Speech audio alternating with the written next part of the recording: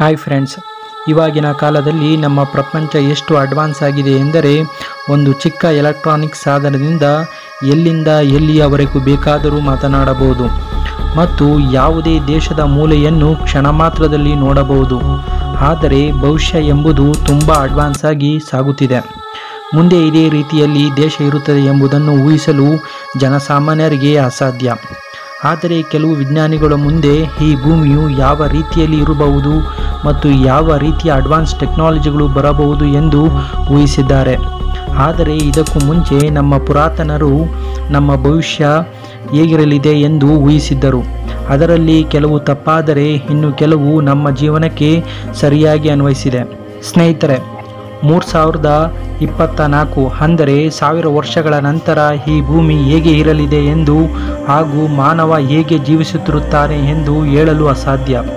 ಆದರೆ ನಮ್ಮ ಹತ್ರ ಇರುವಂತಹ ಕೆಲವು ಐಡಿಯಾಗಳ ಮೂಲಕ ಹಾಗೆಯೇ ಕೆಲವು ಅಡ್ವಾನ್ಸ್ ಸಾಧನಗಳಿಂದ ನಮ್ಮ ಭೂಮಿ 3024ಕ್ಕೆ ಹೇಗೆ ಇರಲಿದೆ ಎಂದು ಅಲ್ಲಿ ಜನರು ಹೇಗೆ ಜೀವನ ಮಾಡುತ್ತಿರುತ್ತಾರೆ ಎಂದು ಹೇಳಲು ಸಾಧ್ಯವಾಗುತ್ತಿದೆ.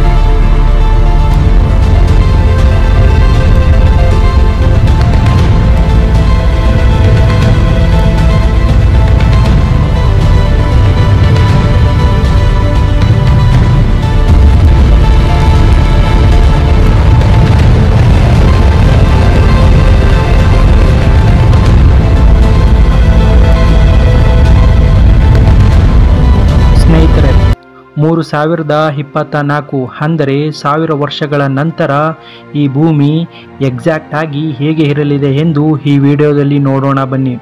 ಅದಕ್ಕೆ ಈ ವಿಡಿಯೋನ ಎಲ್ಲೂ ಸ್ಕಿಪ್ ಮಾಡದೆ ನೋಡಿ, ತುಂಬ ಇಂಟ್ರೆಸ್ಟಿಂಗ್ ಆಗಿ ಇರಲಿದೆ. 3024ರಲ್ಲಿ ಭೂಮಿಯ ಮೇಲಿನ ಬಿಲ್ಡಿಂಗ್ಗಳೆಲ್ಲ ದೊಡ್ಡ ದೊಡ್ಡ ಆಕಾಶಕ್ಕೆ ಮುಟ್ಟುವ ಹಾಗೆ ಇರುತ್ತವೆ. ಹೇಗೆಂದರೆ ನಮ್ಮ ಪೂರ್ವಜರು ಹೇಗೆ ಗುಹೆಯಿಂದ ಜೀವನ ಪ್ರಾರಂಭ ಮಾಡಿ ನಂತರ ಸ್ವಲ್ಪ ಟೆಕ್ನಾಲಜಿಯಿಂದ ಉಪಯೋಗಿಸಿ ಬಿದಿರಿನಿಂದ ಮನೆ ಮಾಡಿ ನಂತರ ಕಾಲಕ್ಕೆ ತಕ್ಕಂತೆ ಅಡ್ವಾನ್ಸ್ ಟೆಕ್ನಾಲಜಿ ಮೂಲಕ ದೊಡ್ಡ ದೊಡ್ಡ ಬಿಲ್ಡಿಂಗನ್ನು ಕಟ್ಟಿದರು. ಹಾಗೆಯೇ 3024ಕ್ಕೆ ಯಾವುದೇ ಪ್ರವಾಹ ಭೂಕಂಪಕ್ಕೆ ನಡುಗದ ಹಾಗೆ ಭೂಮಿಗೂ ಕೂಡ ತಗುಲದ ಹಾಗೆ ಮನೆ ಕಟ್ಟುತ್ತಾರೆ. ಈಗ ನೀವು ಊಹಿಸಿಕೊಳ್ಳಿ, ನಮ್ಮ ಆದಿಮಾನವರನ್ನು ನಮ್ಮ ಜನರೇಷನ್ಗೆ ತಂದು ನಿಲ್ಲಿಸಿದರೆ ಹೇಗೆ ಅವರು ಆಶ್ಚರ್ಯ ಪಡುತ್ತಾರೆ ಎಂದು. ಹಾಗೆಯೇ ನಾವು ಕೂಡ 3024ಕ್ಕೆ ಟೈಮ್ ಟ್ರಾವೆಲ್ ಮಾಡಿದರೆ ನಮಗೂ ಕೂಡ ಅದೇ ರೀತಿಯಾಗಬಹುದು. ಏಕೆಂದರೆ ಆ ಜನರೇಷನ್ ಜೀವಿಸುವ ಪದ್ಧತಿ ಕಂಪ್ಲೀಟ್ ಆಗಿ ಬದಲಾಗಿರುತ್ತದೆ. ಈಗ ನಾವು ಹೇಗೆ ದುಬೈನಲ್ಲಿ ಸಮುದ್ರದ ಮೇಲೆ ಐಲ್ಯಾಂಡನ್ನು ಕಟ್ಟಿದ್ದಾವೆಯೋ ಹಾಗೆ ನಮ್ಮ ಮುಂದಿನ ಜನರೇಷನ್ ನೀರಿನ ಒಳಗೆ ಕೂಡ ಮನೆ ಮಾಡಿ ಬದುಕಬಹುದು ಮತ್ತು ಬೇರೆ ಗ್ರಹದ ಮೇಲೂ ಕೂಡ ಹೋಗಿ ಜೀವಿಸಬಹುದು ಎಂದು ವಿಜ್ಞಾನಿಗಳು ಅಂದಾಜಿಸಿದ್ದಾರೆ. ಸ್ನೇಹಿತರೆ, ಈಗಾಗಲೇ ನಾವುಗಳು ಮಂಗಳನ ಗ್ರಹದ ಮೇಲೆ ಜೀವಿಸಲು ಪ್ರಯತ್ನಿಸುತ್ತಿದ್ದೇವೆ. ಮುಂದಿನ ಶತಕಗಳ ನಂತರ ಖಂಡಿತವಾಗಿಯೂ ಮಂಗಳನಲ್ಲಿ ಜೀವಿಸಬಹುದು ಎಂದು ವಿಜ್ಞಾನಿಗಳು ಅಂದಾಜಿಸಿದ್ದಾರೆ. ಹಾಗೆ ನಮ್ಮ ಸ್ಪೇಸ್ ಏಜೆನ್ಸಿಗಳ ಅಡ್ವಾನ್ಸ್ ರಿಸರ್ಚ್ನಿಂದ ನಮ್ಮದೇ ಥರದ ಇನ್ನೊಂದು ಭೂಮಿ ಗ್ರಹವನ್ನು ಕಂಡುಹಿಡಿದು ಅಲ್ಲಿನ ಜನರು ಮತ್ತು ಇಲ್ಲಿನ ಜನರಿಗೆ ಸಂಪರ್ಕ ಬೆಳೆದು ವ್ಯಾಪಾರ ಮಾಡಬಹುದು ಎನ್ನಲಾಗುತ್ತಿದೆ. ಇಂತಹ ಕಾಲದಲ್ಲಿ ಮಾನವನ ಜೀವಿತ ಅವಧಿಯು ಕೇವಲ 30 ವರ್ಷಗಳು ಇರಬಹುದು ಎಂದು ವಿಜ್ಞಾನಿಗಳು ಅಂದಾಜಿಸಿದ್ದಾರೆ. ಏಕೆಂದರೆ ನಮ್ಮ ಪೂರ್ವಜರಿಗೆ ಇದ್ದ ಜೀವಿತ ಅವಧಿ ಈಗಿನ ಜನರೇಷನ್ಗೆ ಹೋಲಿಸಿದರೆ ಅರ್ಧಕ್ಕೆ ನಿಂತಿದೆ. ಹಾಗೆಯೇ ಮುಂದಿನ 1000 ವರ್ಷಗಳ ನಂತರ ನಮ್ಮ ವಯಸ್ಸಿನ ಜೀವಿತಾವಧಿಯ ವರ್ಷ ಕೇವಲ 30 ವರ್ಷಗಳಿಗೆ ಇಳಿಯಲಿದೆ.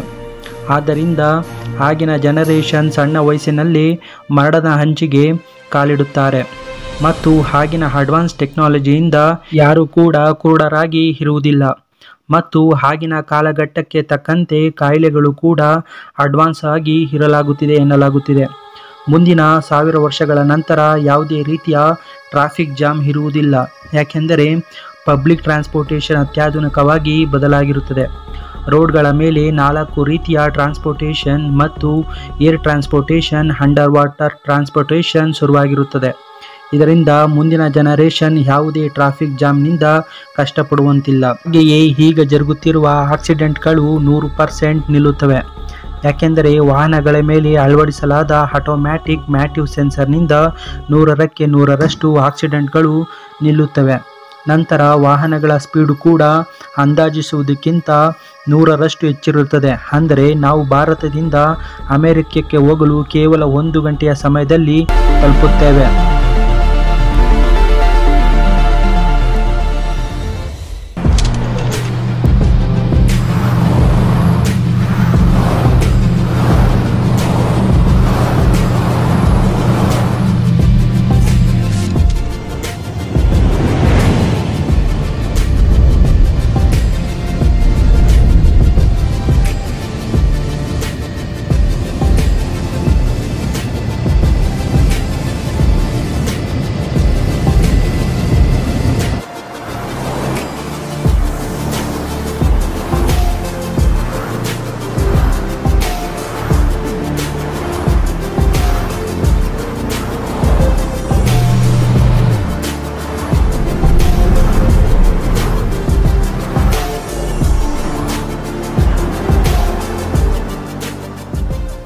ನಂತರ ನಮ್ಮ ಲ್ಯಾಪ್ಟಾಪ್ಗಳು, ಕಂಪ್ಯೂಟರ್ಗಳ ಅವಶ್ಯಕತೆ ಅವರಿಗೆ ಇರುವುದಿಲ್ಲ.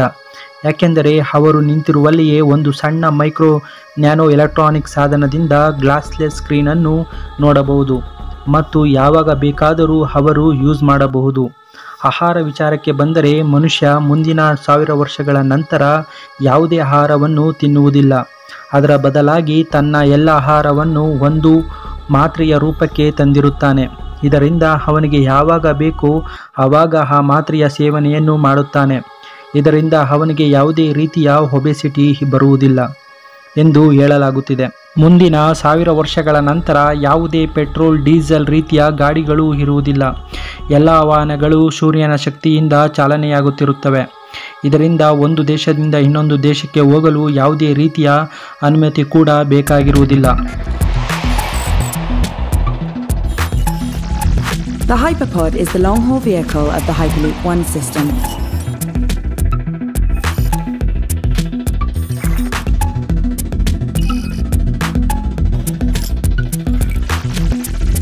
It is a comfortable and safe transport hull for passenger and cargo pods. All levitation and guidance systems fit seamlessly underneath. Secure airlocks are at each end. Inside the Hyperpod, passenger and cargo pods can glide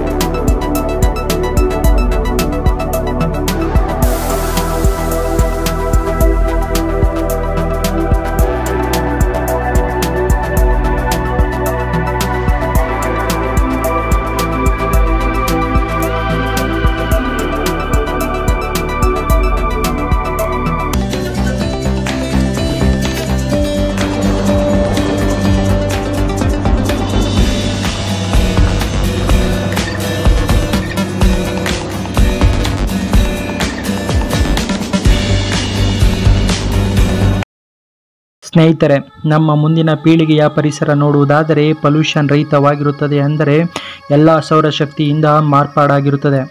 ನೀರಿನ ಅಭಾವ ತುಂಬ ಜಾಸ್ತಿಯಾಗಿರುತ್ತದೆ. ಅಂದರೆ ಒಂದು ಬಾಟಲಿಯ ಬೆಲೆ $100 ದಾಟಿರುತ್ತದೆ.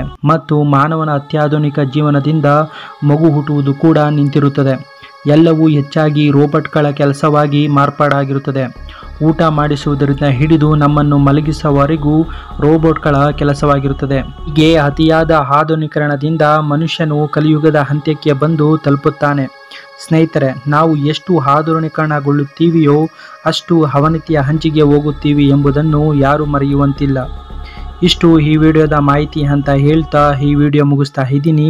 ಈ video ಇಷ್ಟವಾಗಿದ್ದರೆ like ಮಾಡುವುದರ ಮೂಲಕ ಮತ್ತು ಸಬ್ಸ್ಕ್ರೈಬ್ ಮಾಡುವುದರ ಮೂಲಕ ನಮ್ಮನ್ನು ಸಪೋರ್ಟ್ ಮಾಡಿ ಅಂತ ಹೇಳ್ತಾ ನಮಸ್ಕಾರ ಸ್ನೇಹಿತರೆ.